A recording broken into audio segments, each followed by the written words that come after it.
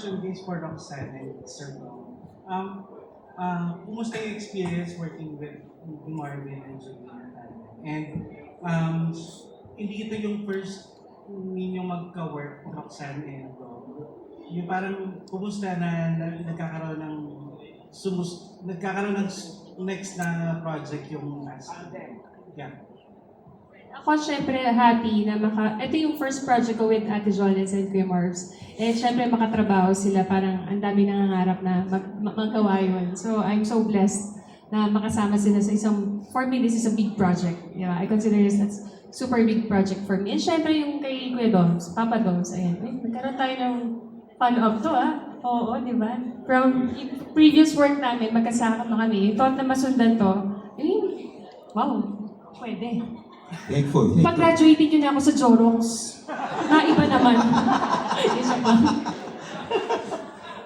Yun, I'm thankful for this project. It's napakabilis ng pangyayari. Parang kahapon lang kinuwento, meron ng MediaCon afterwards. But I'm always blessed to be with them. Sila, it's trivia, nung ako po'y nag-umpisa, sila ang una ko nakasama ngayon.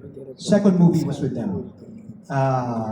My second soap opera was with them also, with Marvin and Julina. So, I'm thankful na after how many years, huwag natin bilangin kung after how many years, pero hanggang ngayon magkakasama, we will do another exciting project with Tino Kai. With Roxanne also, syempre.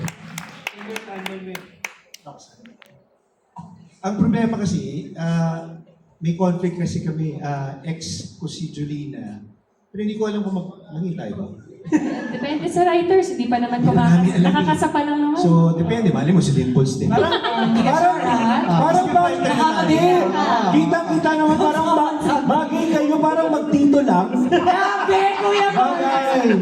Grabe. Uy, hindi. Timeless ang tawag. So, classic. Timeless. Kumbaga sa kotse, Walang oras. hindi vintage. Classic. Classic. Oo, okay. Binalag mo ni, Hindi mo binaba mo. kaya nga, Padong, sorry na. Oo. Thank you. Sir,